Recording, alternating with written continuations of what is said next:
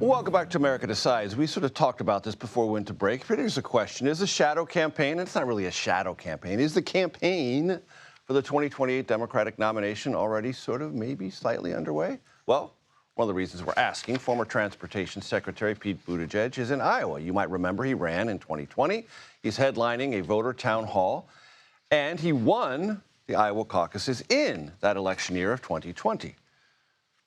Meanwhile, Arizona freshman Senator Ruben Gallego held an event in Pennsylvania over the weekend telling Democrats gathered, quote, "We did this to ourselves," meaning losing the White House in November. I want to bring in our political panel. Chuck Rocha, CBS News political contributor, newly minted one, former senior advisor on Senator Bernie Sanders' presidential campaigns, both of them, and Rina Shah served as a senior advisor to many Republican members of Congress. Chuck, it's great to see you.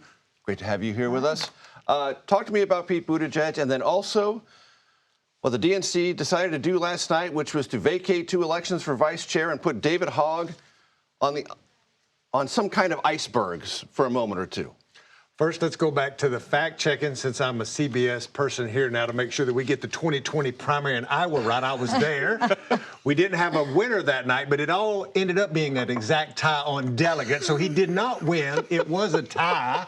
Not that I'm bitter at all, maybe a little bit. Who did he tie with? Ooh, he tied with Bernie Sanders. That's how I know. Because I was the one, here you go, behind the scenes. Control room, did you hear that? You hear that rage coming out of his ears and eyes and nostrils? And I said to Bernie, I was like, get out there. Get out there and own this. Get out there and say that we won, because we had more people that voted for him that night. But again, to everybody, it's about the delegates. Yep. It was about the delegates. The delegates end up being even. But Iowa, to your point, is where it all begins. You're going to start seeing folks like him show up in Iowa. Pritzker was just in New Hampshire. J.B. So Pritzker, yes, Governor we're of Illinois. well in the groove of running a presidential primary, just putting out feelers, mainly for donors, mainly to get their name out there, mainly so folks like us will talk about it on these news channels. That's what we're doing right now. And David Hogg and what the DNC did last night, vacating an election that made him a vice chair? Right, and I think that's something to keep around. That had started before he actually got out there and said he was going to primary Democrats, but it was handy for them to use to say, well, maybe we should really look at this grievance and have a rerun of this election, because there had been folks who said they weren't done right in that election. That weren't David Hogg or the gentleman from Philadelphia who actually won with him. Is this something that means David Hogg could lose his role within the DNC? If he doesn't get enough votes, he could actually lose if it goes to the full DNC for a vote. Can you imagine what we'll be talking about if that was to happen? Even though this started before he ever said he would start primarying Democrats, that's something to really keep an eye on. Rina, when you see Democrats not only revisiting hesitantly everything that went wrong in 2024, but now having these internal, seemingly endless fights over procedure, process, and the like, you think what? I think Republicans are gleeful, and I think they should be, because this is a eating your own moment, which is unnecessary. David Hogg came out and said what I think a lot of people were thinking. But meaning Democrats were thinking. And Republicans, too, that why don't you guys learn something from 2024? Show that you can evolve. And this was the kind of moment where if you don't have somebody who's coming in here ready to change things in a really dynamic way, then you're never going to have change. You're never going to learn from your mistakes. I went through this with the RNC in 2012 when there was an autopsy report. And a lot of us said, hey, this autopsy report is fine, but what are we going to do beyond it? And there wasn't much learning, but then there was a moment of luck, as we all know, in 2016. With Trump coming in. So with Hogg being, I think, an outsider, somebody that represents something new and different, it's a breath of fresh air. I say, let it play out.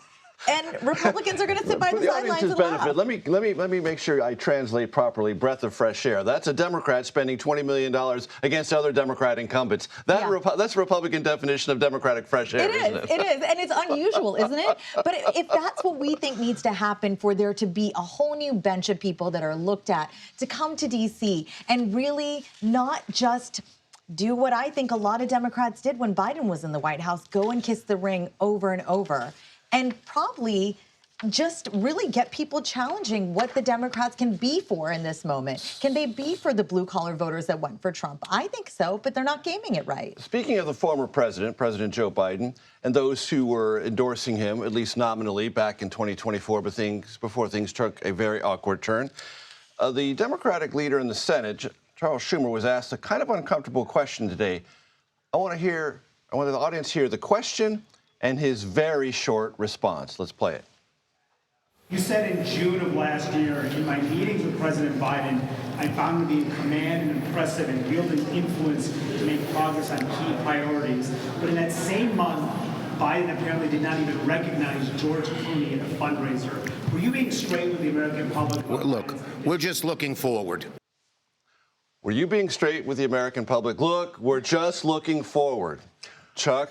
Look, there was a big political article wrote this weekend about this exact thing because Joe Biden showed up on The View. He did a BBC interview. He's kind of reemerged because I think there's a lot of press coming out and to defend the president of folks reporting off the record things with Jake Tapper's book and other books that are coming out. So he's trying to get out and create their narrative. I respect that. What worries me as a Democrat, and I was quoted in the piece saying that every day we're here on the news talking about Joe Biden, we're not talking about what we're doing to help working families, what we're doing with our vision. But there's a conversation in the Democratic Party about accountability for what didn't happen in 2024, didn't happen in 2023. Exactly. Does that right. need to be surfaced? It should be surfaced around one thing. Joe Biden is going to go away, and he's going to go away and retire, just like Obama did and Clinton did. What we should talk about are the power structure around him that hasn't gone away, Major. To your point, where's the accountability with the consultants who may have held something back from the American people, who are today working on every Democratic campaign in the Chuck, country? if I may, you and I both know it's about trust at the end of the day. And with what was a coronation of Harris, when she was polling at something like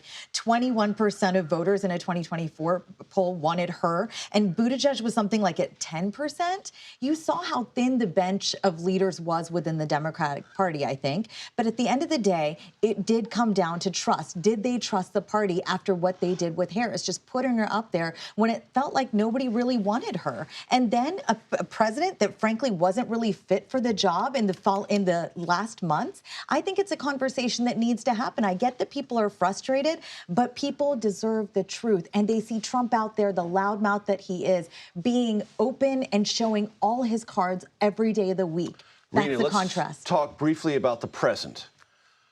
Lots of Republicans I talk to say, look, the sum total of President Trump's first year and almost all of his second year agenda is in this reconciliation bill. It's all there. And failure is not an option. But what does success ultimately look like? That's what House Republicans are trying to sort out, and they're not there yet. No. And the This week sorting is out. so What are the messy. stakes involved here? 3 key committees marking it up as we speak, talking about gutting Medicaid in a way that is no good for anyone. Look, I'm from Southern West Virginia, born and raised, and there are people there who rely on Medicaid. It is their lifeblood. I come from a medical family, married to medicine, daughter of, sister of. And I can tell you, Medicare beneficiaries that need to use Medicaid too, we never talk about that here in Washington. The millions of Americans whose lives will drastically change because of conditions like the one I have, a thyroid condition, for example. These things all come into play when you talk about needy people who are the most vulnerable, who will not get what they need to function So you're daily. telling Republicans, be careful on Medicaid. I am with the moderates on this one. Those New York Republicans that have a lot of leverage right now, by the way, because of SALT caps, they have leverage on this issue about gutting Medicaid because they don't want a tough vote. They don't want to pass something in the House that's only going to get reworked in the Senate. They don't deserve these tough votes. These are Chuck, blue state Republicans. I'm going to have to do something I hate to do. I'm going to have to silence you, at least for the moment. Jesus Lord. But you'll be back, and I'll give you so much room. All I'll give you right, so y'all much heard running it here room. first. We're going to hold him to it. Chuck Rocha, thank you very much.